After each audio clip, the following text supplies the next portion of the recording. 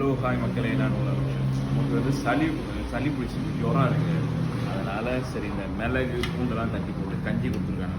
கஞ்சி கொடுக்குறானா எப்படி கொடுத்துருக்கானு பார்த்தீங்களா? இவ்வளோ பெருசாக வானம் இல்லை, இது பார்க்கறதுக்கு நிறைய இருக்குன்னு சொல்லிட்டு அப்படி நினைக்காதீங்க. உள்ளுக்குள்ளே புளி வந்து இப்படி இருக்கும். ஸோ அதனால் பார்க்க எப்படி தெரியுது. நான் இவ்வளோ கஞ்சிலாம் குடிக்க மாட்டேன்.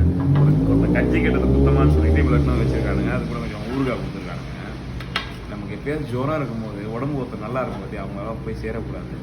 ஏன்னு கேட்குறேன்னா, இங்கே பாருங்கள் தம்பி, இந்த பக்கம் காட்டுங்க.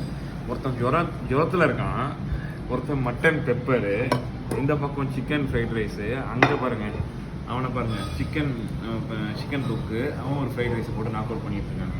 ஸோ இவனுங்கெல்லாம் இப்போ இருந்தால் உடம்பு சரியில்லாத ஆள் எப்படி இருக்கும்? ஸோ இந்த மாதிரி கஞ்சி குடிக்கும் போது ஒருத்தர் இந்த மாதிரி போட்டு நாக் அவுட் பண்ணால் எப்படி இருக்கும்? செம்ம காண்டாகும். இந்த மாதிரி ஆளெல்லாம் பார்க்கும்போது சுடுதண்ணி தான் தூக்கி தலையில் ஊற்றிடுங்க, இல்லை மூஞ்சில் ஊற்றிடுங்க. That's it.